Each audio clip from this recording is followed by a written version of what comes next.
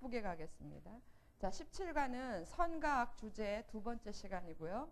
18과는 세 번째 시간이에요. 근데 세 번째 18과 제목이 강한 자와 약한 자지만 주제는 똑같아요. 선과 악으로. 그래서 선과 악 2번, 3번 이렇게 연속으로 하겠습니다. 로마서는요. 13장, 14장 2장 보도록 하겠습니다. 13장이 17과고 14장이 18과고 그렇습니다. 준비되셨나요? 네. 그러면 자, 13장이 1절에서 14절까지밖에 안 돼요. 얼마 안 돼요. 자, 그래서 13장을 우리가 한번 교독을 하겠습니다. 제가 1절 읽고 여러분이 2절 읽고 교독하도록 하겠습니다. 읽어도 되겠죠? 예. 13장 1절. 각 사람은 위에 있는 권세들에게 굴복하라. 권세는 하나님께로 나지 않음이 없나니 모든 권세는 다 하나님의 정하신 바라.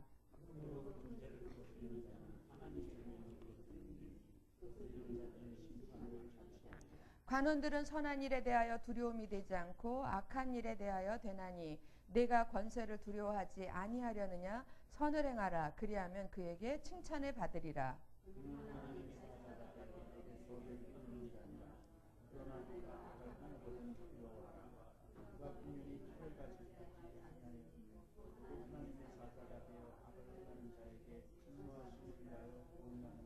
그러므로 굴복하지 아니할 수 없으니 노를 인하여만 할 것이 아니요 또한 양심을 인하여 할 것이라.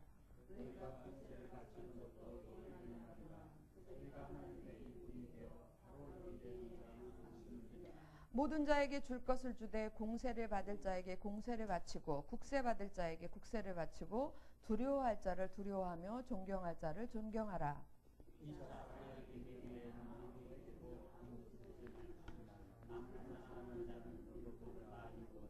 간음하지 말라, 살인하지 말라, 도적질하지 말라, 탐내지 말라 한 것과 그 외에 다른 계명이 있을지라도 내 이웃을 내 자신과 같이 사랑하라 하신 그 말씀 가운데 다 들었느니라.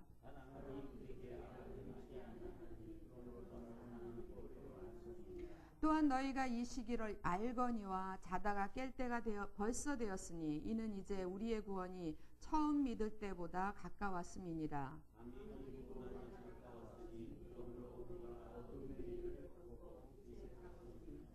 낮에와 같이 단정행하고 방탕과 술 취하지 말며 음란과 호색하지 말며 쟁투와 시기하지 말고 오직 주 예수 그리스도로 옷 입고 정력을 위하여 육신의 일을 도모하지 말라 그랬어요. 우리 지난번에 12장에서 선과 악 1번 첫 번째 공부를 했습니다. 그 내용은 뭐냐면 교회, 하나님의 공동체, 교회의 얼굴. 교회는 사람들이 볼 때에 어떤 얼굴을 가지고 있어야 되냐면 선한 얼굴을 가지고 있어야 돼요. 그래서 사람들이 볼 때 저기는 선함이 가득한 것이구나. 예. 한 사람 한 사람 보면서 선의 빛이 막 반짝반짝 나는 거. 그래서 뭐라 그랬냐면 교회의 참된 얼굴은 선이다 그랬어요. 그리고 그러니까 교회 공동체, 하나님 나라의 공동체의 얼굴은 무엇이어야 된다? 선한 모습이어야 된다 그랬어요. 자, 그러면 선과 악이라는 주제는 꼭 하나님 나라의 공동체인 교회 안에서만 그렇게 빛이 나야 되는가? 선은 교회 안에서만 선이어야 되는가? 아니다라는 거예요. 하나님의 나라의 공동체, 우리 교회가 우리끼리만 사는 거 아니잖아요. 우리 지금 요 시간에는 여기 있지만 우리가 다 세상 가운데 흩어져 있잖아요. 그래서 세상 속에서는 어떤 모습으로 보여져야 되는가? 그게 세 가지 측면으로 나와 있는 거예요. 그래서 국가에 대해서는 어떻게 살아야 되는가? 이웃에 대해서, 그러니까 교회 공동체 말고 이 안 말고 바깥에 나가서 우리에게 주어진 각자의 이웃에 대해서는 어떤 모습으로 살아야, 어떤 선으로 살아야 되는가? 또 우리는 다 어떤 사람들이냐면 누구를 기다리고 있는 사람들이에요. 누굴 기다리고 있습니까? 예, 다시 오실 예수님을 기다리고 있는 사람들이에요. 맞죠? 예, 그 다시 오실 예수님을 기다리는 사람들로서는 어떤 모습의 선을 살아야 되는가? 이게 지금 13장의 내용이에요. 그래서 13장의 내용은 이렇게 세 가지로 나눠져요. 여러분 그 공과책 보시면 첫째, 둘째, 셋째 이렇게 되는데 첫째는 어디에 대한 선입니까? 국가에 대한 선. 그 다음에 둘째는 이웃에 대한 선. 셋째는 자신의 구원을 책임지는 선 이랬는데 이제 다시 오실 주님 앞에 재림 앞에서 어떻게 살 것인가. 재림이 가까웠잖아요. 주님 다시 오실 날이 가까웠는데 그런 사람들은 어떻게 살아야 되는가? 어떤 모습으로 살아야 되는가? 어머, 죄송합니다. 전구가 나갔죠? 떨어졌어? 안 떨어지는 거야? 어미. 안 떨어질 수도 있어요? 속에서 터지는 거예요? 아, 그럼 안심해도 돼요? 아유, 그냥 남의 집 귀한 딸 둘이 큰일 날 뻔했네. 해필 왜 거기 그 뒤에 또 귀한 딸이 있고 요쪽 앞쪽에 터지면 아유, 깜짝 놀랐네. 아유, 저는 제가 뭐 실수한 줄 알았어요.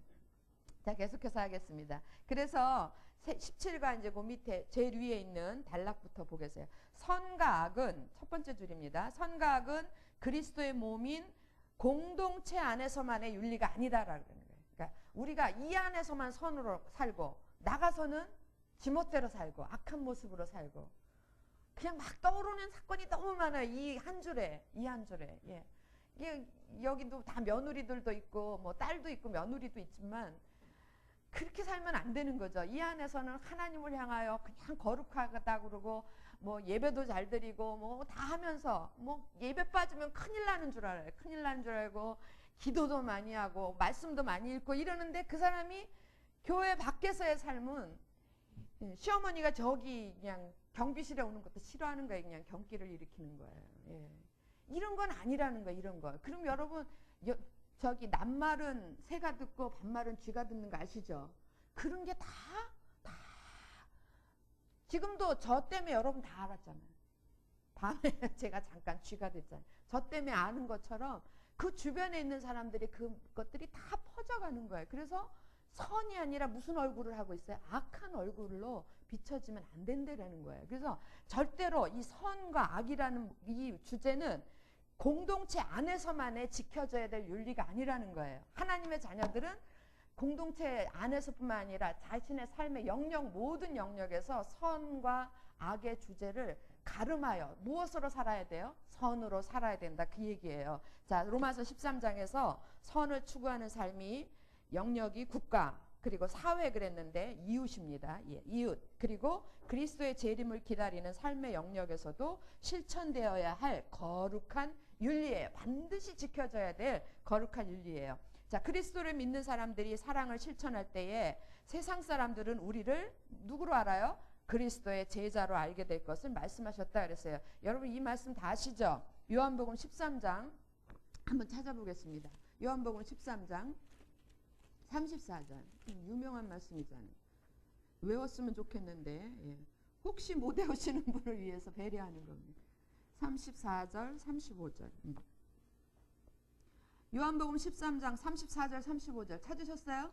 예, 페이지 171페이지 찾으셨으면 한 목소리로 읽겠습니다. 시작. 새 계명을 너희에게 주노니 서로 사랑하라. 내가 너희를 사랑한 것 같이 너희도 서로 사랑하라. 그 다음이 중요해요. 너희가 서로 사랑하면 이로써 모든 사람이 너희가 내 제자인 줄 알리라. 여러분 너희는 믿는 자들이에요. 예, 우리 교회 믿는 자들이고 너희가 서로 사랑하면 이로써 모든 사람 세상 밖에 있는 모든 사람들이 너희가 내 제자인 줄 알리라. 너희가 내 하나님의 자녀인 줄 알리라. 똑같은 말씀입니다. 그래서 그러기 때문에 마지막 절 보세요. 국가와 이웃 다가올 재림을 바라보며 그리스도인들은 국가, 이웃 또 다가올 재림을 바라보며 진정한 선으로 살아야 되는데 진정한 선은 어떻게 사는 거냐? 하나님의 사랑을 실천하며 사는 것이에요. 그런 사람들이 그리스도의 제자라고 이야기하는 거예요. 여기까지 이해되셨습니까? 예, 그 밑에 보세요. 스타디. 자, 그리스도인들은 이거 너무 줄 그세요. 줄 이런 말씀은 그리스도인들은 세상 사람들에게 하나님이 누구이신가를 보여주는 뭐하고 같아요? 포스터와 같다 그래. 간판하고 똑같은 거예요. 사도 바울은 이걸 그리스도의 향기라고 그랬어요. 향기. 예. 그리스도의 냄새를 펄펄 내는 그런 사람들이 우리여야 된다 그랬어요. 그리스도인으로는 세상 사람들에게 하나님이 누구이신가를 보여주는 포스터와 같다. 사람들은 교회에 대해 일반적으로 세상 사람들이 교회에 대해서 부정적일까요? 긍정적일까요? 부정적이에요. 부정적일 수밖에 없어요. 예, 구조 자체가. 그런데 점점 더 부정적이 돼간다 이거예요. 그래서 안티 기독교 사이트 이거 뭐냐면 기독교를 반대하는 사람들이 점점 증가되고 있으며 교회를 비난하고 비웃는다. 그 얘기 제가 드렸죠. 이게 누가 어떤 남자 어르신이 직장에서 뭐 교회 얘기를 했더니 옆에 있는 사람 깜짝 놀라면서 아직도 교회 다녀? 그러더래잖아요. 네, 싫어합니다. 아직도 교회 다녀? 그러더래잖아요. 점점 교회를 비난하고 비웃는 거예요. 자, 교회와 그리스도. 그러므로 교회와 그리스도인들이 진정한 선을 보여줘야 돼요. 왜 이런 말이 드러나냐면 진정한 선을 보여주지 못했기 때문에. 어디에? 국가, 이웃, 세상 가운데 보여주지 못했기 때문이다. 제가 아까 말씀드린 대로 우리가 세상 가운데 보여줘야 될 선을 보여줘야 될 영역이 3개 있다 그랬어요. 국가, 이웃, 그리고 자기 자신. 예, 자기 자신이 재림의 사람으로 보여져야 돼요. 자, 첫 번째, 국가에 대한 선이 1절에서부터 7절까지예요. 우리 아까 다 읽었어요. 여러분 성경에다가 이렇게 표시를 해놓으세요. 1절에서부터 7절까지.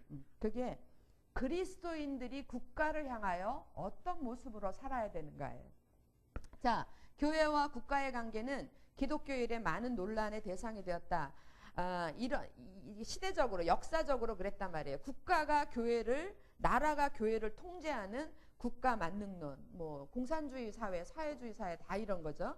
그 다음에 교회가 국가를 통제하는 신정국가론. 옛날에 그 로마 시대 때에 이런 일이 있었습니다. 그리고 그 다음에 국가가 교회의 편의를 돌봐주는 콘스탄틴주의 이런 거 뭐 넘어가고, 교회와 국가가 건설적인 협력 관계를 유지하는 동반자 관계. 이게 제일 좋은 거예요. 교회와 국가가 건설적인 협력 관계를 유지하는 동반자 모델. 이게 제일 좋은 겁니다. 자, 그 다음 줄은 우리 같이 줄으면서 같이 읽습니다. 시작. 그리스도인들은 하나님과 국가에 대한 의무를 갖고 있다. 국가의 기능과 그리스도의 책임을 그리스도인이 국가에 대해서 하나님만 섬기면 되는가? 아니라는 거예요. 국가에 대해서도 마땅한 의무를 갖고 있다, 그 얘기예요. 그 얘기를 1절에서부터 7절까지 설명을 하고 있어요. 왜 그리스도인들이 나라에 대해서, 국가에 대해서 의무가 있느냐를 설명하는 겁니다. 여러분 보세요. 이거에 대해서 아주 대표적인 말씀이 마가복음 거기 기록돼 있잖아요. 마가복음 12장 17절인데 이게 뭐냐면 가이사의 것은 가이사에게, 하나님의 것은 하나님에게. 예. 국가에 대한 의무도 다하고 하나님께 대한 의무도 다하라, 그런 얘기예요. 자, 1번. 국가의 권위는 왜 우리가 국가에 대해서 선을 행해야 되는가, 의무를 다해야 되는가? 이거는 국가의 권위는 어디에서 나오기 때문에? 예, 13장 1절 2절 보세요. 제가 다시 읽겠습니다. 각 사람은 위에 있는 권세들에게 굴복하라. 왜냐하면 권세는 하나님께로 낮다. 그러니까 하나님께로 나지 않은 권세가 없나니 모든 권세는 다 하나님의 뭐라고요? 정하신 바라. 그러니까 국가의 모든 권세, 대통령 뭐 이렇게 세워진 모든 권세들이 다 그 권세를 누가 주신 거예요? 하나님이 주신 거다라는 거예요. 그거 다 하나님의 섭리 아래, 이게 역사 아래, 손 아래 있다라는 거예요. 그러므로 2절 보세요. 그러므로 권세를 거스리는 자는 뭘 거스리는 거예요? 하나님의 명을 거스림이니. 그러니까 여러분, 우리가 하나님의 자녀들이 국가에 대한 의무를 다하지 않았다. 그 뭐예요? 하나님의 명을 거스리는 거하고 똑같다, 그 얘기예요. 그래서 거스리는 자들은 심판을 자취하리라 그랬어요. 왜 우리가 국가에 대해서 의무를 다해야 되는가 알겠죠? 예. 그런데 이거를 안 하는 종교도 있죠? 있어요. 예. 아시죠? 예. 여러분 넘어갑니다. 2번. 예. 그러면 그리스도인들이 그리스도인들이 아니고, 그러면 국가라는 것, 나라라는 것의 기능과 책임은 무엇인가? 그러니까 이거 성경적인 관점에서 보는 거예요. 하나님이 주신 국가에 대한 기능과 책임은 무엇인가? 3절 4절 보겠습니다. 3절 4절. 자, 관원들은 선한 일에 대하여 두려움이 되지 않고 악한 일에 대하여 대나니 네가 권세를 두려워하지 아니하려냐? 그러면 선을 행하라. 그리하면 그에게 칭찬을 받으리라. 여러분 4절을 자세히 보셔야 돼요. 그가 누구예요? 그가 국가예요. 국가. 예. 그는 뭐가 되었어요? 하나님의 사자가 되어. 예.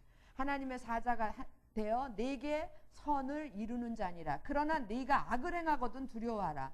그가 공연히 칼을 가지지 아니하였으니 곧 하나님의 사자가 되어, 그 다음부터 같이 읽습니다. 시작. 악을 행하는 자에게 진노하심을 위하여 보응하는 자니라. 여러분, 국가의 권력이 악을 행하지 않는데 우리를 해치지 않아요. 또 선을 행하면 어떻게 합니까? 국가에서 칭찬해 주죠. 예, 그게 다 하나님이 국가에 주신 국가의 기능이고 책임이라는 거예요. 중요한 거는 국가는 모든 이 땅에 있는 열방들은 하나님의 사자라는 거예요. 하나님이 쓰시는 막대기예요.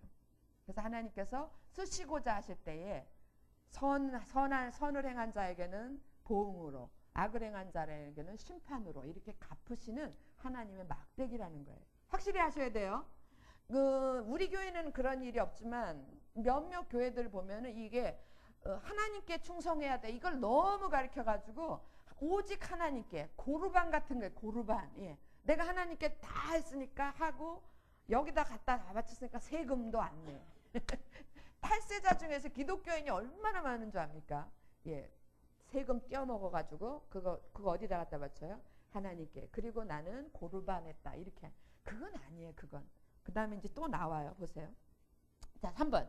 국가에 대한 그리스도인의, 그러면 이 나라에 대한 하나님의 막대기로 하나님의 사자로 쓰임받는 나라에 대한 우리들의 책임은 무엇인가? 이게 이제 5절에서부터 7절까지예요. 자, 제가 다시 읽습니다. 그러므로 굴복하지 아니할 수 없느니, 어디에? 국가의 권세에 굴복하지 아니할 수 없으니 노를 인하여만 할 것이 아니라, 무서워서 그럴 것이 아니라 또한 양심을 인하여 할 것이라.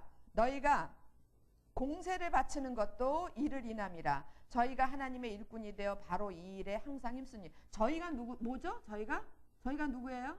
국가예요. 국가의 권세자들. 저희가 뭐가 됐어요? 하나님의 일꾼이 되어 바로 이 일에 항상 힘쓰느니라. 그러므로 모든 자에게 줄 것을 주되, 이게 이제 7절이 우리들의 책임이에요. 자, 7절 같이 한번 읽어볼까? 시작. 모든 자에게 줄 것을 주되 공세를 받을 자에게 공세를 바치고 국세 받을 자에게 국세를 바치고 두려워할 자에게 두려워하며 존경할 자를 존경하라. 이게 국가에 대한 그리스도인들의 책임입니다. 정리되셨어요? 국가에 대하여 우리는 어떤 모습으로 살아야 되는가, 어떤 얼굴로 살아야 되는가, 다른 말로 어떤 선으로 살아야 되는가. 여러분 보세요. 그 밑에 설명이 있습니다. 3번 밑에 설명이 있어요. 국가도 어디에 포함된다? 하나님의 주권에 포함된다. 확실하게 하세요. 국가도 하나님의 주권 안에 포함된다. 그러므로 열심히 내 마음에 드는 후보자가 안 나왔어도 뭐 해야 돼요? 찍으러 가야 돼. 우리 목사님 안 찍으러 가려고 그러더라고요. 절대 안 돼. 예, 찍으러 가야 돼. 국가도 하나님의 주권 안에 포함된다. 모든 권세는 거기 정리해놨어요. 첫째, 누가 세우셨다? 하나님이 세우셨다. 둘째, 하나님의 대리자다. 예, 하나님의 사자다 그랬어요. 그 다음에 하나님의 주권을 대행하는 책임과 의무를 가졌다. 하나님의 대행자다 이 말이에요. 국가가 이런 존재라는 거예요. 자, 국가의 기능도 악한 일과 선한 일에 대해 진노와 칭찬을 집행한다. 국가는 하나님의 사자가 되어 내게 선을 이루는 자라고 말씀하셨다. 우리들한테 선을 이루는 자라고 말씀하셨다. 그러므로 그리스도인들은 특별히 어떤 부분에서 세금과, 예, 가이사의 것은 가이사에게, 하나님의 것은 하나님에게 할 때 그게 내용이 뭡니까? 세금의 문제였어요. 예. 그리스도인들은 세금과 존경에 대한 의무를 다해야 된다. 그냥 이 땅에서 되는 일이 하나도 없는 거예요. 사업도 실패하고 되는 일이 하나도 없으면 그냥 나라 욕을 퍼부면서 내가 이 땅에서 살면 내가 누구 자식이다 막 이래고 그냥 성을 바꾼다 이러고 나라를 떠나는 사람들이 많이 봤어요. 저는 가서. 그러면 안 되는데. 예, 그래, 세금과 존경에 대한 의무를 다해야 된다라고. 자, 두 번째는 이웃에 대한 선이에요. 그게 8절에서부터 10절 세 절에 대해서 나오는데, 여러분 그 밑에 설명 보겠습니다. 주님이 주신 세 계명, 구약 성경을 다 털어서 하나님께서 구약의 율법을 다 한 그릇에 넣고 엑기스를 막 만들었어요. 만들어가지고 한 문장의 세 계명을 딱 끄집어냈더니 뭐가 나왔냐면, 뭐가 나왔어요? 예, 내 이웃을, 그러니까 하나님을 사랑하라, 내 이웃을 내 몸과 같이 사랑하라. 이게 튀어나온 거예요. 그 하나님을 사랑하는 것만큼 버금가는 게 뭐냐면 내 이웃을 내 몸과 같이 사랑하라. 이게 두 개가 같이 맞먹는 거예요. 균형을 이뤄야 돼요. 자, 주님이 주신 세 계명은 내 이웃을 내 몸과 같이 사랑하라는 계명이었다. 그리스도인들은 하나님께 뭐한 사람들입니까? 사랑의 빚을 진 사람들이 맞으십니까? 예, 다 빚졌죠. 그럼 어떻게 해야 돼요? 빚 갚아야 되죠. 그런데 빚을 갚되 어떻게 갚아야 되냐면 최선을 다해서 갚아야 되는 거예요. 그냥 쓰고 남으면 갚고 그러는 게 아니고 최선을 다해서 사랑의 빚을 갚아야 되는데, 여러분 보세요. 사랑의 빚을 갚아야 되는데 세 번째 줄에 보시면 우리가 주님께 받은 사랑을 누구에게 갚아요? 이웃에게. 왜요? 예, 내가 빚은 주님한테 졌는데 빚 갚고 싶은데 주님이 안 보이는 거예요. 예, 받으실 주님이 없는 거예요. 근데 주님은 그 나한테 갚을 빚을 누구한테 갚으라고 명령하셨냐면 이웃에게. 특별히 이웃 중에서 어떤 이웃? 네, 소외된 자, 예, 작은 자에게. 누구를 기준해서 작은 자입니까? 누구를 기준해서 작은 자예요? 작은 자에게 갚으라 그랬어요. 그 말이요. 그 말 여러분 그 마태복음 25장에 보면 염소와 양의 비유 있잖아요. 예. 주님 이쪽 오른쪽 왼쪽에 갈라놓고 이 한쪽 무리한테는 고맙다. 예. 마지막 때 얘기한 거예요. 마지막 때 줄 쫙 섰는데 넌 오른쪽, 넌 왼쪽, 넌 양, 넌 염소 막 이렇게 갈라놓는 거예요. 양의 무리한테 가서 주님이 뭐라 그랬냐면 고맙다. 내가 배고플 때 네가 밥을 줬구나. 내가 추울 때 네가 옷을 줬구나. 제가 언제요? 지금 처음 만나는데요. 그랬더니 이 지극히 작은 자에게 한 것이 곧 내게 한 것이다. 이쪽에는 너 나 배고플 때 밥 한 그릇 사준 적 있어? 너 내가 헐벗었을 때 너 나한테 옷 하나 준 적 있어? 아니 주님이 그랬더라면 제가 안 줄 리가 없죠. 근데 지금 뜬금없이 저한테 와서 그러시는 건 좀 문제 아니에요? 지극히 작은 자에게 하지 않은 것이 내게 하지 않은 것이다 그랬어요. 그래서 우리가 빚을 갚아야 되는데 갚아야 될 대상은 주님한테 갚는데 그 주님은 어디에 계시냐면 지극히 작은 자 속에 있다라는 거예요. 근데 이제 문제는 이 작은 자의 기준이 어떤 사람이냐 이거죠. 작은 자의. 여러분 나도 작은 자일 수 있어요. 그죠? 나보다 훨씬 잘 나가는 사람한테는 작은 자시죠. 작은 자 같아요? 큰 자 같아요? 겸손하게 몽땅 다 작은 자라는데 작은 자의 기준. 근데 내가 작은 자한테 빚을 갚아야 된다고요. 그럼 이 작은 자의 선정은 어떻게 해야 되는가? 우리가 그러면 해마다 맨날 모여가지고 작은 자의 규정을 만들어야 되는가? 아니, 그 사람마다 다 틀리잖아요. 이거는 각자의 기준에서 자기보다 못하면 무조건 작은 자예요. 나의 도움을 필요로 하는 사람 무조건 작은 자예요. 그게 그러니까 도움이랬을 때 돈만 떠올리지 마시라고요. 물질만 떠올리지 마시고 뭐요? 나의 도움, 예, 나의 도움. 내가 나의 어떤 뭐 위로라든지 나의 어떤 정신적인 지식이라든지 아니면 나의 모든 뭐 가서 몸으로 해주는 거든지 나의 건강이든지 어떤 거든지 나의 도움을 필요로 하는 그 사람은 나한테 어떤 자예요? 작은 자예요. 그러니까는 작은 자는 저 수원 역전에 있는 노숙자한테도 작은 자는 있어요, 없어요? 있지요. 모든 사람들한테 작은 자는 있는 이 개념을 이해하셨어요? 그래서 아니 제가 갚으려고 그러는데 갚을 사람이 없습니다. 이건 말이 안 되는 거예요. 이 작은 자 속에는 이게 가족일 수도 있고 다 들어가는 거예요. 나를 제외한 모든 이웃, 내 지경에서 내가 알고 있는 모든 나보다 못한 사람들은 몽땅 다 작은 자라고요. 됐죠? 어떤 면에서 보면은 우리가 이제 우리 사회 구제 이런 거 할 때에 규정을 정하잖아요. 그런 건 조금 사실은 문제가 있는 거예요. 그래서 어떤 사람이든지 우리의 도움을 필요로 했다? 그러면 그 사람은 무슨 자예요? 작은 자예요. 이 사람한테 갔다가 뭘 갚는 거예요? 빚을 갚아야지, 빚. 무슨 빚이에요? 사랑의 빚이에요. 사랑의 빚. 사랑의 빚인데 이 사랑은 뭔가가 나한테서 빠져나가지 않으면 이건 희생이라고요. 희생. 나한테서 뭔가가 빠져나갈 때 이게 진짜 사랑이라고요. 이게 아가페 사랑이거든요. 그래서 이게 아까 우리가 사랑의 빚 이러면 돈만 얘기하죠. 또 사랑의 빚 이러면 받은 사랑만 생각을 하는데 마음으로 제 마음 아시죠? 그건 안 돼. 제 마음 다 알아요. 예. 마음 다 아니까 마음 말고 네가 할 수 있는 작은 자에게 할 수 있는 것을 내 마음. 현재 그리스도인들의 문제가 뭐냐면 마음으로만 했기 때문에 그래요. 마음으로만. 제 마음 알죠? 예. 제가요 인천에 배만 들어와 보세요. 그러면 제가 다 돕겠습니다. 도대체 이건 궤변이에요. 궤변. 마음 말고 마음은 다 하세요. 우리 그 마음은 다 할 수 있잖아요. 마음 말고 네가 할 수 있는 것을 가지고 해야 돼.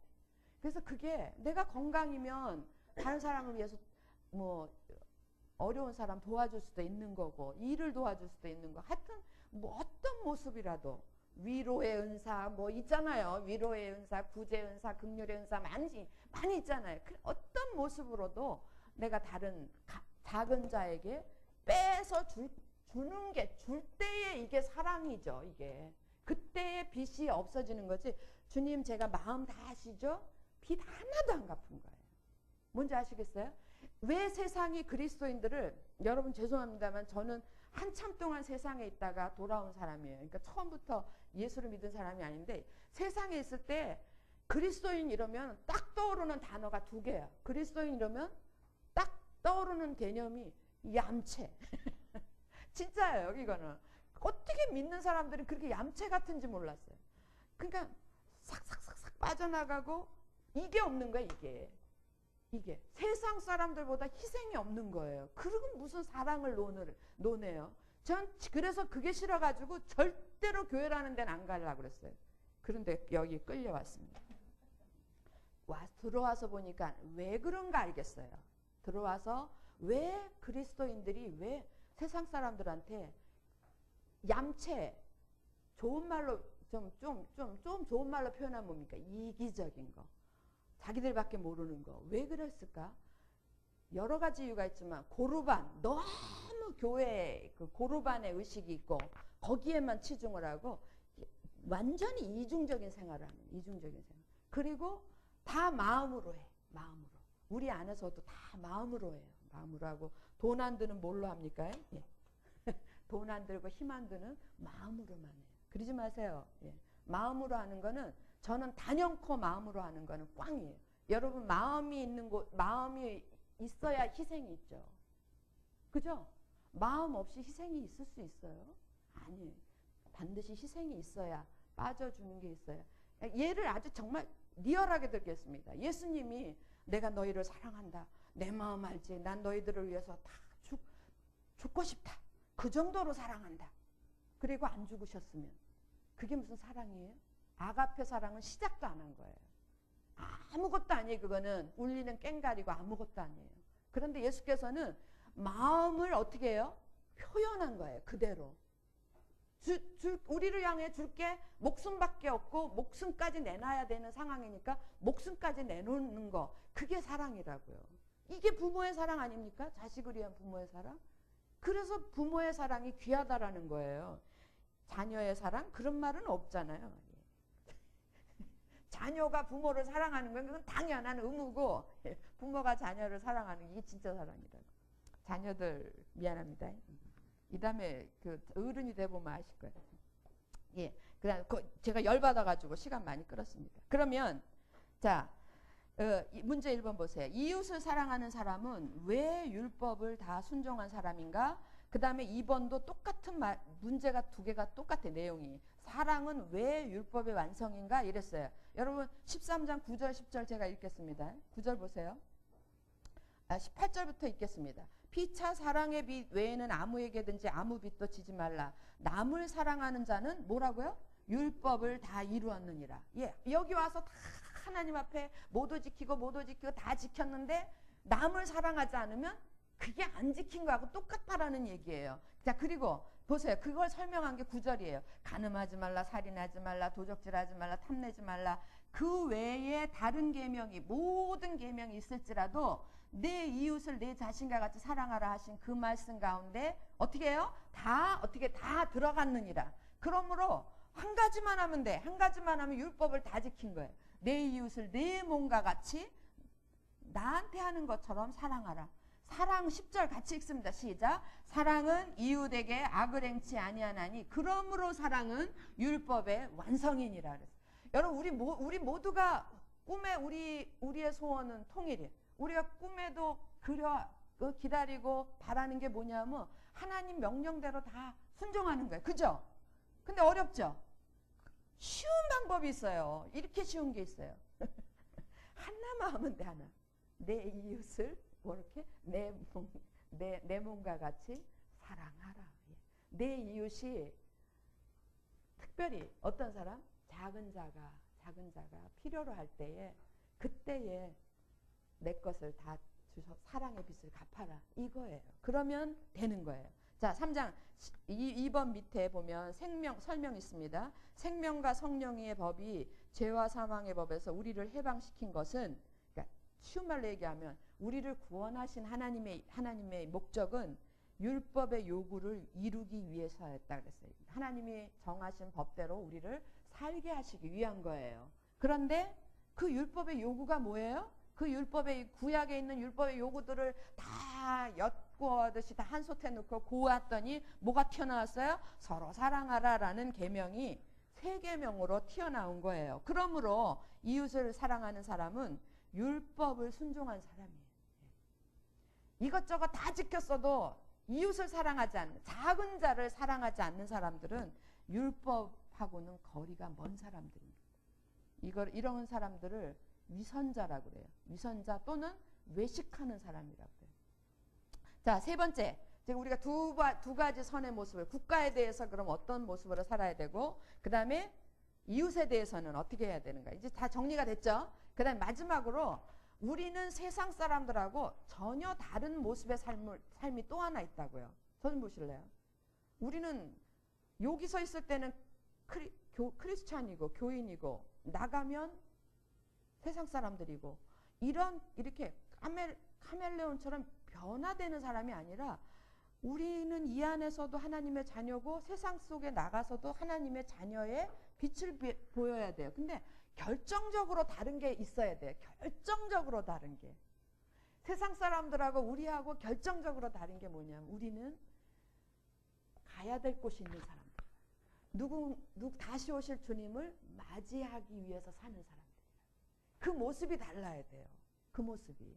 그래서 세상 사람들이 우리를 보면서 저 사람들은 예를 들어서 고시에 합격 변호사 뭐죠? 변호사 검사 판사 그런 법관이 되려고 하는 사람들은 우리 보면 알잖아요. 맨날 뭐 공부합니까? 고시에 들어가서 맨날 공부하죠. 그죠? 예. 의사가 되려고 하는 사람들 어떻게 해요? 막 또 의과대학 가서 공부하고, 장사로 성공하려고 하는 사람들은 또 거기서 공부하고, 이런 거 보면 안다고요. 그것처럼 보면 아는 거예요. 그리스도인들이 세상에서 이렇게 사는 거, 저 사람은 뭔가 다르게 산다? 그 다르게 산다가 어디서 튀어나와야 되냐면 재림을 기다리는 사람으로 튀어나와야 돼요. 근데 그 재림을 기다리는 모습이 어때야 되는가? 그게 나머지 11절에서부터 14절이에요. 자, 너무너무 귀한 말씀입니다. 11절 우리 한 절 같이 읽습니다. 시작. 또한 너희 같이 읽어요. 시작. 또한 너희가 이 시기를 알거니와 자다가 깰 때가 벌써 되었으니 이는 이제 우리의 구원이 처음 믿을 때보다 어떻게 됐어요? 가까웠음이니라 그랬어요. 또한 너희가 뭘 알거니와 시기를 때를 알 수 있다라는 거예요. 너희가 이 시기가 어떤 시기입니까? 주님이 다시 오실 그 때를 이제 아는 거예요. 느낌으로. 여러분 아십니까? 느껴지십니까? 주님이 다시 곧 오실 거라는 게 느껴지세요? 알게 돼 있어요. 성령이 내주하는 사람들은 주님 오실 때가 얼마 안 남았구나, 이런 걸 이렇게 묘하게 아는 거예요. 묘하게. 누가 가르쳐 주세요? 내 안에 계신 성령께서 이렇게 가르쳐 주시는 거예요. 그래서 알거니와, 분명히 안다, 그런 말이에요. 너희가 이 시기를 분명히 알거니와, 이 시기를 다른 표현으로 3번이나 이렇게 표현했어요. 이 시기는 어떤 때냐? 자다가 깰 때다. 자다가 깰 때. 지금은 자다가 깰 때고, 또 뭐라 그랬냐면 처음 믿을 때보다 어떻게 했어요? 많이 가까웠죠. 예, 저도 지금 믿은 지가 한 30년이 넘었는데 벌써 30년 세월 가까워진 거예요. 예, 처음 믿을 때보다 한참 많이 가까워졌어요. 근데 30년이라는 숫자적 개념보다 더 많이 가까워진 걸 느끼는 거예요. 그리고 또 시기적인 표현을 또 하나 쓰는데 12절 보세요. 밤이 깊고 낮이 가까웠다. 밤이 깊고, 여러분 밤이 깊어요. 깊으면 새벽 4시 이렇게 되면 깊으면 그 다음에 이어서 뭐가 옵니까? 먼동이 트죠? 낮이 가까우는 거예요. 그러니까 지금은 주님 오실 이 시기, 재림의 때를 이렇게 이제는 지금까지는 잤지만 깰 때고, 예, 내가 처음 믿을 때보다 한참 주님이 내 앞에 가까이 와 있고, 그 다음에 이제 밤이 깊고 낮이 가까웠다, 이렇게 표현하는 거예요. 그러면 이런 시기에 살고 있는 우리들은, 이 재림의 때 이런 시기를 알고 사는 우리들은 어떻게 살아야 되는가? 그게 이제 문제 2번이에요. 자, 그리스도인들은 그리스도의 재림을 기다리며 어떻게 살아야 되는가? 13장 12절 같이 읽고 찾아봅시다. 시작. 밤이 깊고 낮이 가까웠으니 그러므로 우리가 어둠의 일을 벗고 뭘 입자? 빛의 갑을. 어둠의 일은 세상적인 일이죠. 하나님 믿는 믿음의 삶이 아니고 어둠의 일을 벗고 모든 잘못된 악의 일을 벗고 빛의 갑옷을 입자 그랬어요. 자, 그 다음에 13절도 같이 읽습니다. 시작. 낮에와 같이 단정히 행하고 방탕과 술 취하지 말며 음란과 호색하지 말며 쟁투와 시기하지 말고 이랬어요.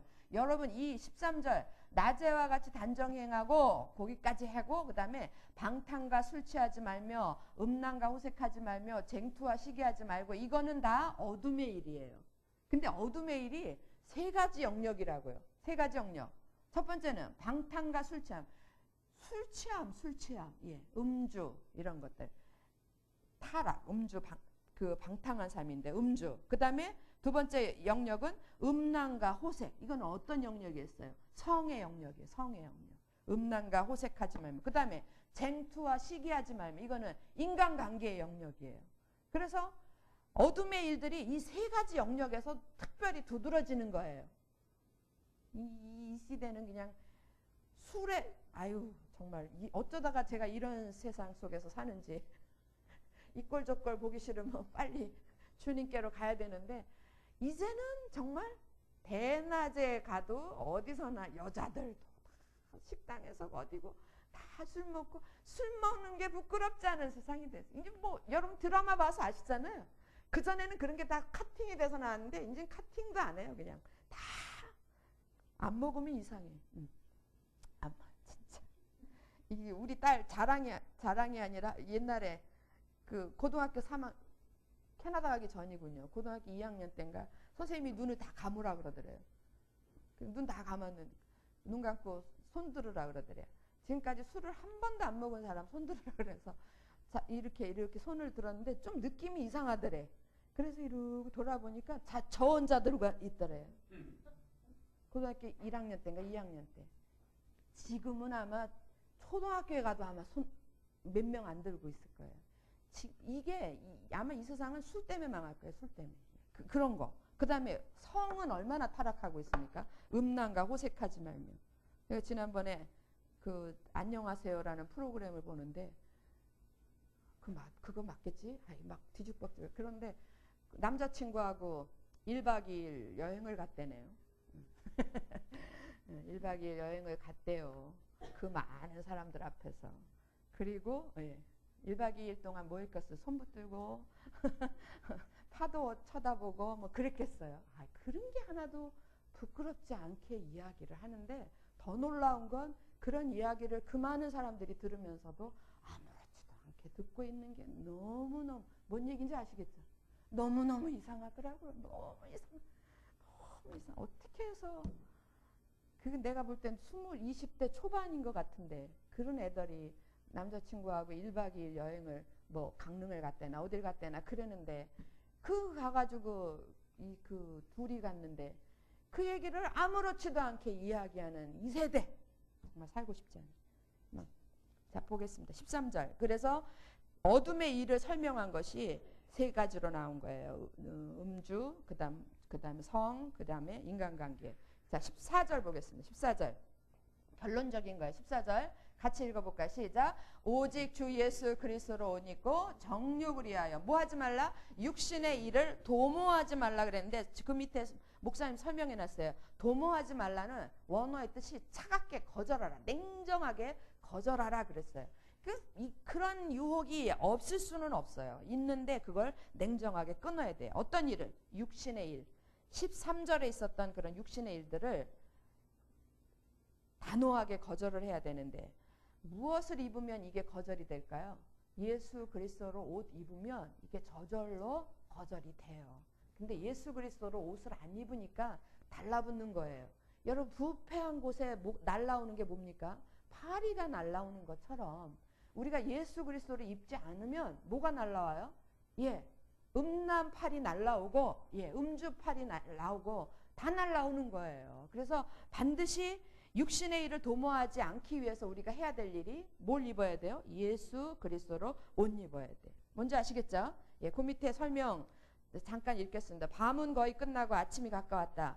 그리스도는 속히 다시 오실 것이다. 때를 아는 것만으로 충분하지 않다. 어떻게 해야 돼요? 때에 맞게 살아야 된다.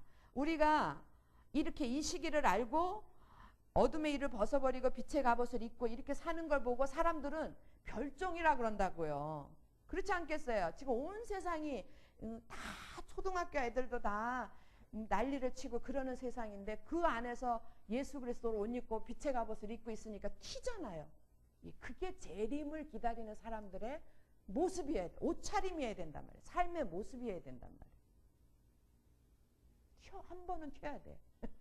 한 번 튀는 옷을 입어야 돼. 한 번만 튈 게 아니라 튀는 옷을 입어야 돼. 교회 밑에 썸머리 보겠습니다. 교회, 국가, 사회, 그리스도의 재림, 그리스도의 삶의 전 영역에서 우리는 선을 실행하는 그리스도의 종들이 되어야 된다. 여러분, 그 다음에 그리스도인과 세상 사람들에게 차이점은 뭐예요? 차이점은 무슨 옷을 입었느냐예요. 무슨 옷을. 예. 그리스도를 옷 입은 윤리에 있다. 그러니까 그리스도를 옷 입었는가 아니면 세상 옷을 입었는가 거기에 차이가 있는. 그리스도를 옷 입은 사람들이 그리스도를 옷 입은 사람들은 뭘 할 수 있냐면 사랑의 빛을 갚을 수 있어요. 사랑을 실천하는 사람이다. 타락한 자기중심의 본성을 따라 사는 세상에서 우리는 무슨 자녀로 살아야 돼요? 빛의 자녀로 살아야 한다. 그 다음에 그 다음에 있는 건 같이 읽겠습니다. 시작. 하나님의 사랑을 세상에 보여주는 사람들이어야 된다. 이게 선이다. 이게 선이란 말이에요. 정리되셨어요? 예, 넘어가겠습니다. 이게 선. 그 밑에 저 두 개 질문이 있는데 나는 주변 사람들에게 무엇을 보여주고 있는가? 또 하나는 주변 사람들은 나에게서 무엇을 보고 있는가? 여러분 저는 뒤에 질문을 여러분이 했으면 좋겠어요. 주변 사람들, 내 주변에 있는 사람들이 나를 보면서 무엇을 보고 있는가? 내가 사람들한테 뭘 보여주려고 하지 마시고 한 번씩 문득문득 생각해 보시라고요. 하루에 한 번이든 뭐 일주일에 한 번이든 문득문득 사람들은 날 보고 어떻게 평가하지? 날 보고 나한테서 뭘 보지? 이런 걸 평가하면 선으로 살 것인가 아닌가가 판단이 된답니다. 18가 넘어가겠습니다. 자, 이제 우리는 마지막 주제에 이르렀다 그랬어요. 그리고 지금까지 공부한 거를 쭉 정리를 하는 거예요. 자, 나의 의인은 믿음의 원리를 따라 바르게 살 것이라. 예, 믿음으로 믿음에 이르게 하나니 오직 의인은 믿음으로 말미암아 살리라. 첫 번째 과에서 했죠, 그죠? 로마서 1장 17절입니다. 그래서 의인은 믿음의 원리를 따라 바르게 살 것인데 그 원리가 뭐냐면 그게 복음의 비밀인 거예요. 그래서 죄와 의, 우리가 죄에 대해서는 죽고 의에 대해서 살고 그 다음에 행위의 법으로 사는 게 아니라 무엇으로 살아요? 믿음의 법으로 살고 우리 다 배운 거예요. 나는 아담으로 태어났던 나는 죽고 이제 그리스도로부터 태어난 나가 살고 있는 거예요. 그리고 그래서 나는 누구와 연합된 사람이에요? 그리스도와.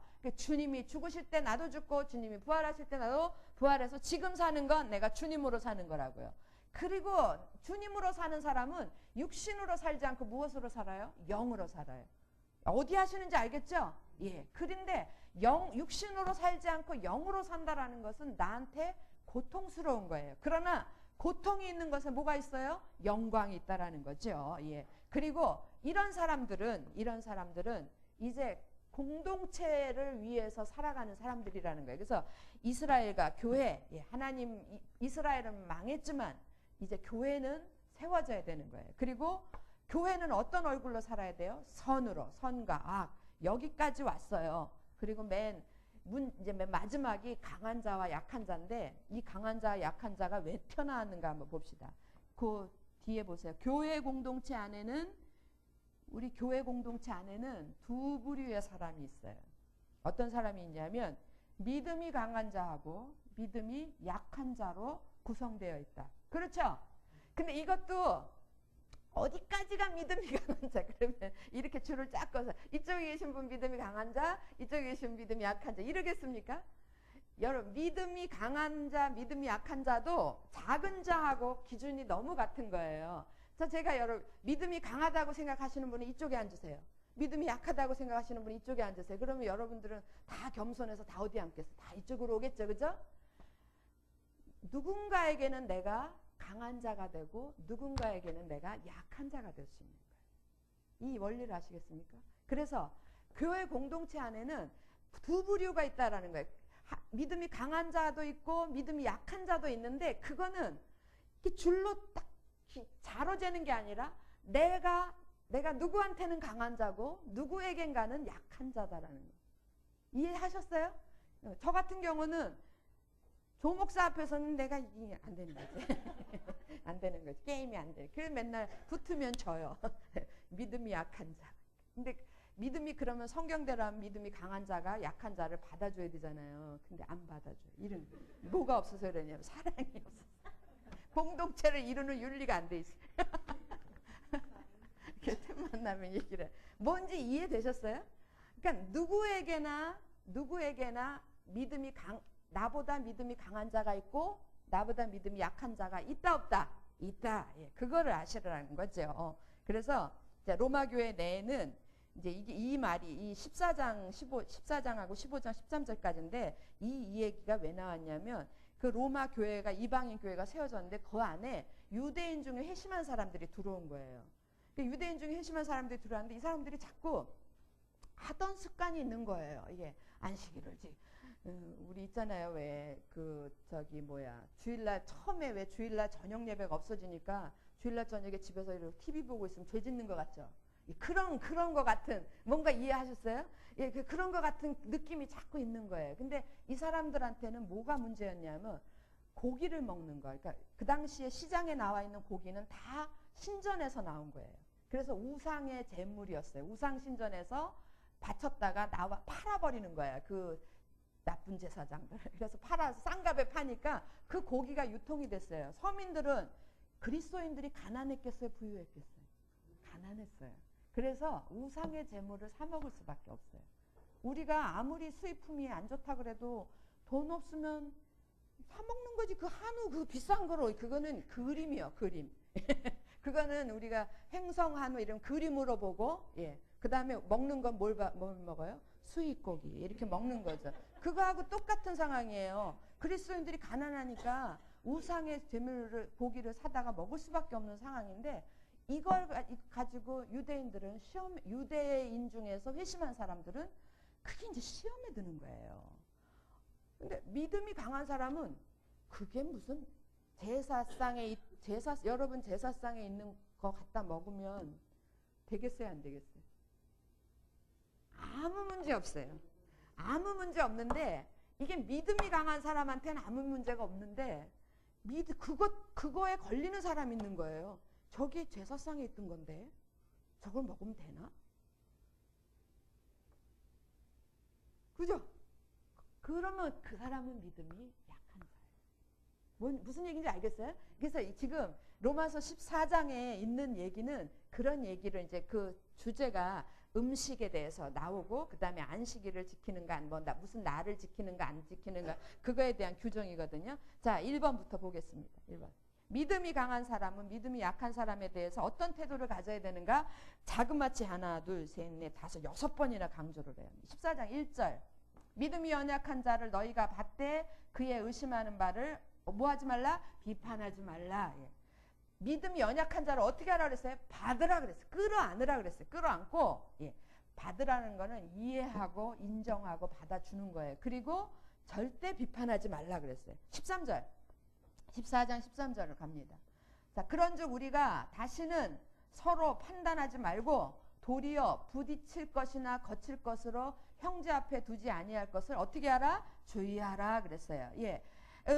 시험에 들 만한 걸 있잖아요. 이게 내가 이게 이제 우상 제사 때 썼던 떡이에요. 근데 나는 충분히 먹을 수 있어. 근데 권사님이 이거에 대해서 아주 알레르기 반응이 있는 거예요. 그러면 내가 이 떡을 안 가져와야지.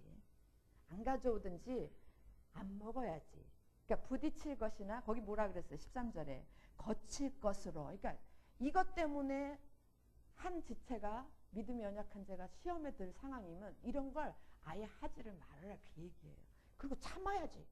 그 떡 좋아하는 떡 되게 맛있겠는데 그래서 참아야지. 누구 때문에? 권사님 때문에 참는 거예요. 꿀꺽 참는 거예요.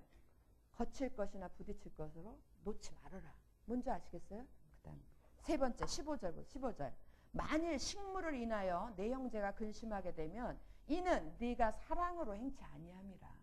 내가 먹고 싶은 거 참는 것도 사랑이에요. 아니함이라. 그리스도께서 대신하여 죽으신 형제를, 주님은 핏값을 주고 사신 형제를 너는 어찌하여 내 그까지 떡 한 조각으로 식물로, 고기 한 조각으로 식물로 형제를 망케 하지 마라. 망하게 버리지. 그렇게 하지 말아라. 넘어지게 하지 말아라. 그런 얘기예요. 이해되셨죠? 21절 내친김에 더하겠습니다. 고기도 먹지 아니하고 포도주도 마시지 아니하고 무엇이든지 내 형제로 거리끼게 하는 일을 아니함이, 그 다음 뭐라 그랬어요? 아름답다 그랬어요. 이게 덕을 이루는 거예요. 아름답다. 15장으로 넘어갑니다. 15장 1절 2절 그러므로 우리 강한 자가 마땅히 연약한 자의 무엇을 담당하고 약점을 담당하고 자기를 기쁘게 하지 아니할 것이라. 우리 각 사람이 이웃을 기쁘게 하되 선을 이루고 덕을 세우도록 할지니라. 이해되셨죠? 예, 마지막입니다. 15장 7절입니다. 7절 같이 읽겠습니다. 시작. 이러므로 그리스도께서 우리를 받아 하나님께 영광을 돌리신가 같이 그 다음에 너희도 어떻게 해요? 서로 받으라 그랬어요. 서로 받으라. 자, 2번 보겠습니다. 이 믿음이 약한 자를 비판하거나 판단하지 말아야 할 4가지라고 여러분 돼 있죠. 예. 6가지 신학적인 이유가 있다. 그게 이제 쭉 뒤에서부터 나오는데 6가지가 있는데 여러분 그 1번 뭐예요? 1번 뭐라고 그랬습니까? 그리스도가 주인이시다. 2번은 그리스도가 심판하신다. 3번은 그리스도가 사랑하셨다. 요 3가지. 그리스도가 거기다가 이렇게 쓰세요. 그리스도가 약한 자의 주인이시다. 그리스도가 약한 자를 심판하신다. 약한 자를 심판하는 건 그리스도시다. 3번은 그리스도가 약한 자를 사랑하셨다. 자, 1번, 2번, 3번은 1, 2, 3번은 우리가 약한 자를 받으라 그랬죠. 서로 받아야 되는 이유예요. 그러니까 강한 자가 약한 자를 받아야 되는 이유, 이게 1번, 2번, 3번이에요. 1번 뭡니까? 1번 그리스도가 약한 자의 주인인데 네가 뭔데 약한 자를 판단하느냐 이거죠. 자, 1번에 그 밑에 설명 보세요. 믿음이 연약한 자를 세우시는 권능이 누구에게 있어요? 주님께 있다. 먹는 문제, 날 문제에 대해 서로를 어떻게 해야 돼? 인정해야 돼요. 저 사람은 아직 믿음이 연약하기 때문에 인정. 어머, 저건 무슨, 내가 먹었는데 시험 들었어. 아이고, 믿음도 없이 이거 아무 문제 없거든. 이런 식으로 하면 안 되는 거예요. 그 사람의 믿음 연약함을 인정해주고, 또 연약한 사람은 어떻게 해야 돼요? 연약한 사람은 저 사람은 먹을 수 있어라고 인정해주면 너무너무 좋겠지만, 연약한 사람은 강한 자를 이해할 수 있겠어요? 없겠어요? 없어요, 여러분. 애들이 어떻게 어른을 이해해요? 그건 원리적으로 안 돼. 물이 위에서부터 아래로 흐르는 원리하고 똑같은 거예요. 그러니까 책임은 다 누구에게 있어요? 강한 자에게 있다고요. 강한 자에게. 자, 보세요. 1번 그리스도가 주인이시다가 14장 4절에서부터 9절인데 이게 너무 재밌어서 제가 좀 읽겠습니다. 4절 보세요. 찾으셨나요? 14장 4절입니다. 남의 하인을 판단하는 너는 누구냐 그랬어요. 남의 하인이 누구의 하인입니까? 누구의? 주님의 하인인. 예. 주님의 하인이, 그 연약한 자는 주님의 하인이에요. 주님의 하인을 판단한 넌 누구냐 도대체. 그 섰는 것이나 넘어지는 것이 제 주인에게 있음에 저가 세움을 받으리니 이는 저를 세우시는 권능이 주께 있습니다. 그 주님의 하인인데 네가 뭔데 남의 하인을 믿음이 있네 없네 하고 판단하느냐 그 얘기죠. 그래서 1번이 뭐냐면 그 약한 자의 주인은 그리스도시다. 그러니까 암소리 말하라 그래. 남의 밭에 콩나라 대추나라 하지 말고. 그 다음에 2번 그리스도가 그 약한 자를 매를 치던 야단을 치던 주님이 하실 것이다. 그 얘기. 그 10절에 보세요. 10절. 4장 10절. 내가 어찌하여 내 형제를 판단하느뇨. 어찌하여 내 형제를 업신여기뇨. 우리가 다 하나님의 심판대 앞에 서리라 기록되었을 때 주께서 가라사대 내가 살았노니 모든 무릎이 내게 꿇을 것이요 모든 녀가 하나님께 자백하리라 하였느니라. 그런즉 우리 각인이 자기 일을 하나님께 직고하리라 그랬어요. 여러분 14절 보세요. 14절 13절부터 제가 읽겠습니다. 그런즉 우리가 다시는 서로 판단하지 말고 도리어 부딪힐 것이나 거칠 것으로 형제 앞에 두지 아니할 것을 주의하라. 내가 주 예수 안에서 알고 확신하는 것은 무엇이든지 스스로 속된 것이 없으되 다만 속되게 여기는 그 사람에게는 속되니라. 그러니까 믿음이 약한 사람은 아직 스스로 속되게 생각하니까 속된 거죠. 근데 믿음이 연약한 건 어쩌겠느냐고요. 그러니까 그 사람을 심판하는 건 누가 해요? 하나님이 하시는 거예요. 그러니까 내버려 둬라. 그 밑에 설명이 재밌어요. 우리는 서로 하나님의 한 가족이다.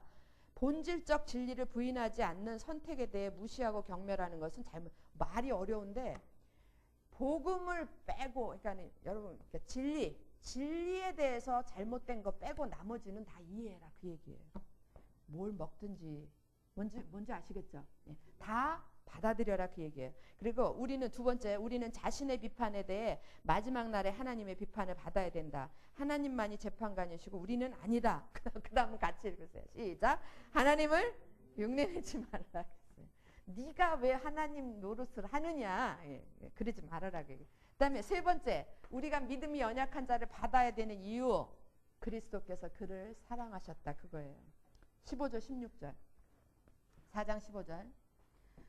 자, 만일 식물을 인하여 내 형제가 근심하게 되면 이는 내가 사랑으로 행치 아니함이라. 그리스도께서 대신하여 죽으신 형제를 내 식물로 망하게 하지 말라.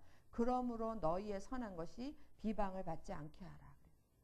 여러분 그 밑에 설명 보겠습니다. 3번의 밑에 강한 자들은 모든 음식이 깨끗하다고 생각한다. 그래서 막 먹는 거야. 모든 걸 다. 약한 자들은 그렇지 않다고 생각한다. 두 양심이 딱 충돌할 때 연약한 자들에게 자신의 견해를 강요하여 근심하게 하지 말라고 하셨다. 두 개 딱 충돌하면 누가 참아야 돼요? 강한 자가. 강한 자가 참는 정도가 아니라 약한 자를 이해하고 인정해줘야 돼요. 사랑은 서로를 존중하는 마음이다. 그리스도께서 대신 죽으신 형제를 그따위 작은 식물 문제로 망하게 하지 말아라 그 얘기예요. 자, 이제 4번, 5번, 6번 남았습니다. 여기까지 한번 마칩니다. 4번, 5번, 6번. 여기는 우리가 강한 자가 약한 자를 받아야 되는 이유고, 여기는 그럼 어떻게 받아야 돼? 어떤 마음으로 도대체 어떻게 도를 닦아야 되나? 예, 어떤 도를 닦아야 이 사람들을 받을 수 있나? 예, 우리 마음속에 강한 자 마음속에 어떤 정신이 있어야 약한 자를 받아줄 수 있을까? 그런 거예요. 자, 보겠습니다. 4번. 그리스도를 섬겨라 그랬습니다. 어떤 마음으로 받느냐면 주님을 섬기는 마음으로 받는 거예요. 주님을 섬기는 마음으로. 그리스도를 섬기는 마음으로 약한 자를 대하라 그랬어요. 자, 17절에서부터 21절인데 시간도 많이 갖고 제가 다 읽을 수가 없어서 그 밑에 설명만 보겠습니다. 하나님 나라가 뭐보다 중요해요?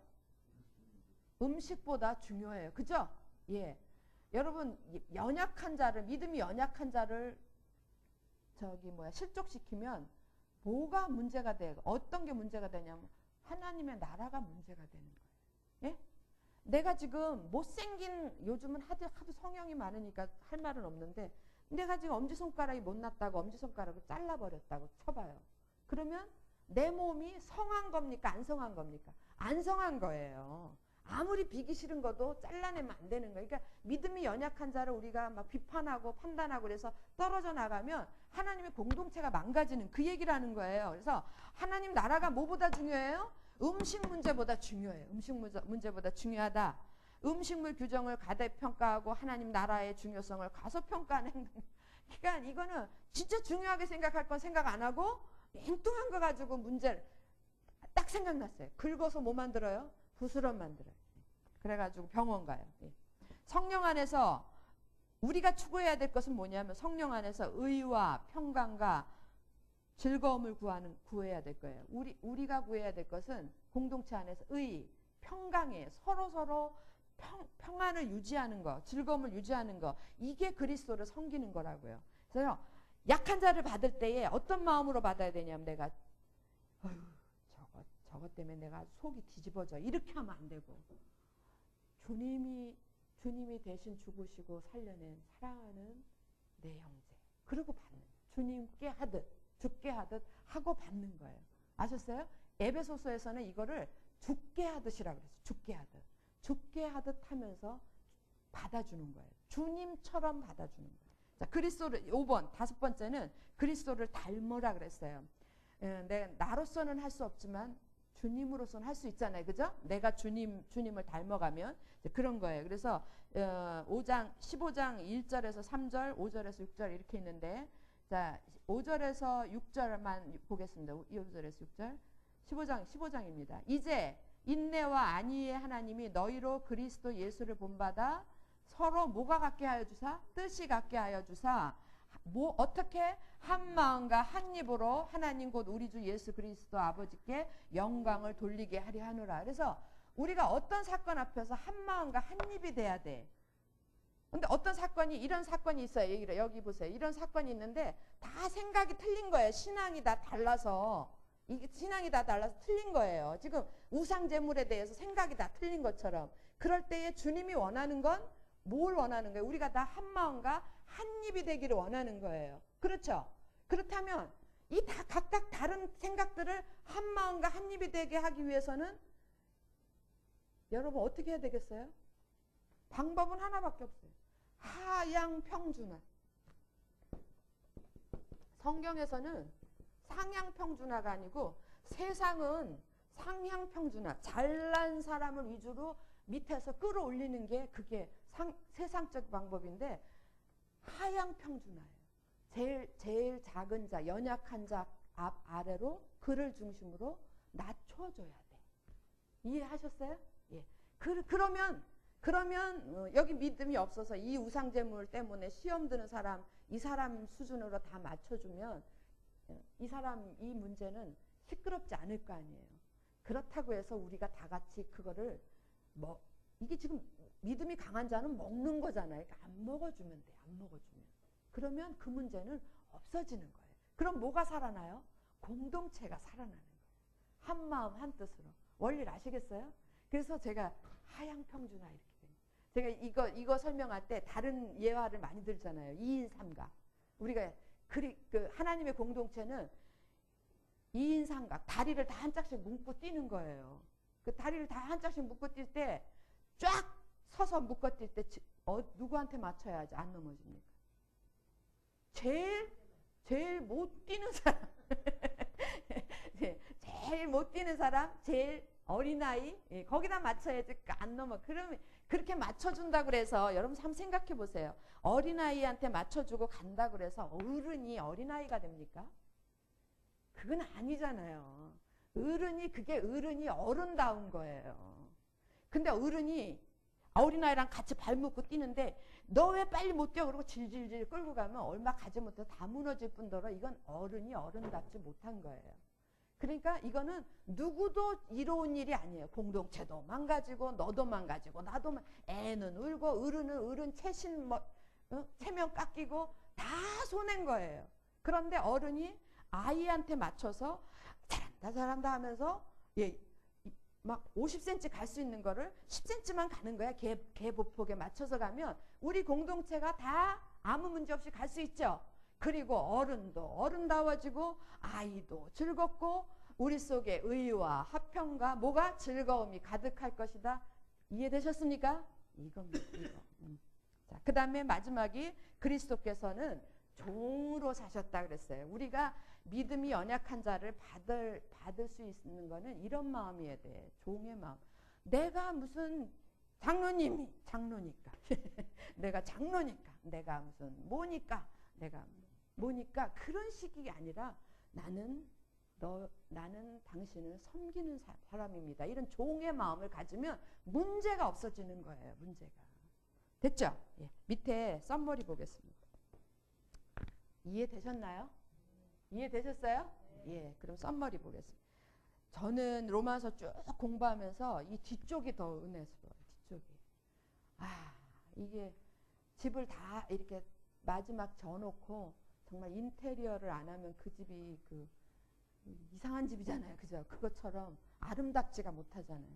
이게 너무 이게 강한 자와 약한 자가 꼭 인테리어 하는 것 같아요. 아름답게. 자, 썸머리 보겠습니다. 하나님이 받으신 사람을 거절하지 말라 그랬어요. 약한 자를 거절하지 말라. 하나님이 그를 환영하셨으므로 우리도 서로를 환영해야 된다. 음식이나 날의 문제는 중요하지 않다. 분열과 갈등의 비판은 분열, 갈등, 서로 비판하고 이런 건 이미 뭐라고요? 이미 그리스도를 떠난 태도들이다. 화평의 일과 덕을 세우는 일에 힘쓰라. 14장 19절에 있습니다. 14장 19절에 있죠. 이러므로 우리가 화평의 일과 서로 덕을 세우는 일을 힘쓰나니. 화평의 일과 덕을 세우는 일에 힘쓰라. 각 사람이 이웃을 기쁘게 하되 선을 이루고 덕을 세우라. 그러니까 계속해서 덕이라는 얘기가 나와요. 덕을 세우라. 자, 우리는 한 마음과 한 뜻, 한 입으로 하나님을 예배하는 연합 공동체를 세워야 한다. 그리스도의 죽음과 부활로 세우신 공동체 연합을 생명처럼 유지해야 된다. 교회는 믿음의 본질은 간직하고 부차적인 문제들에 대해서는 의견과 해석의 차이를 어떻게 해야 된다? 크게 동그라미 쳤어요. 어떻게 해야 된다? 인정해야 된다. 인정해야 돼. 근데 조금만 생각이 다르면 벌써 뭐가 생기냐면 갈등이 생겨요. 그리고 이제 계급을 매겨요. 내가 예그리나 교회 몇 년 차인데 나는 2년 6개월 됐는데 2년 3개월 된 게 막 이러고 이제 딱 계급 딱 서열을 딱 매기는 거예요. 이런 게 문제라고요. 그 다음에 이제 제가 공부한 것 중에 제일 중요한 게 그 다음에 줄그세요. 근본적인 거. 줄그시면서 큰 목소리로 읽겠습니다. 시작. 근본적인 것에서는 믿음이 우선이며 근본적이지 않은 문제는 뭐가 우선이다? 사랑이 우선. 이거 배우려고 이거 한 줄 배우려고 여기까지 왔습니다. 예. 근본적인 것에서는 뭐가 우선이에요? 믿음이. 영원 구원 이런 모든 진리에 대해서는 믿음이 우선이고 그 외의 것에 근본적이지 않은 문제는 다 져주는 거예요. 뭡니까? 사랑이 우선이다. 나는 교회 공동체를 먼저 생각하는가 아니면 자신의 의견과 체면을 먼저 생각하는가. 이거 설교 시간에 했으면 너무 좋겠어요. 여기까지 하겠습니다. 재밌으셨습니까? 너무 은혜스럽지 않습니까? 권사님 왜 아무 소리도 안 하세요? 아 진짜 교회 공동체 이랬으면 너무 좋겠다. 이래야 되는 겁니다. 이래야 돼. 기도하고 마치겠습니다. 아버지 하나님 감사합니다. 저희들 각 사람을 구원하여 주셔서 이렇게 아름다운 하나님의 공동체를 만드시고 또 주님의 뜻을 이루기 위해서 하나님의 나라를 이루시기 위해서 오늘도 우리 가운데 부여해 주신 사명들이 있습니다. 그것이 교회 공동체뿐만 아니라 국가에 대하여 또 사회에 대하여 사랑하는 이웃에 대하여 그리고 또 주님의 재림을 기다리는 우리 각 사람 자신에 대하여 우리가 마땅히 책임져야 될 것들을 책임지는 선의 사람들이 되게 도와 주시옵소서. 특별히 사랑하는 공동체 내에서 우리가 강한 자가 약한 자를 받을 수 있는 그런 믿음의 사람들이 될 수 있도록 우리 모두를 축복하여 주시옵소서. 주님 참으로 나는 누구에게 강한 자가 되어 있지는 않는가 보게 하시고 또 행여나 내게 주어진 약한 자가 있거들랑 그들을 주님이 그러셨던 것처럼 우리가 서로 가슴에 끌어안고 서로 인정하고 받아들일 수 있는 그런 믿음의 사람, 사랑의 사람이 될 수 있도록 저희 모두를 축복하여 주시옵소서. 주께 감사드리오며 우리 주 예수 그리스도 이름으로 기도합니다. 아멘. 수고하셨습니다. 예.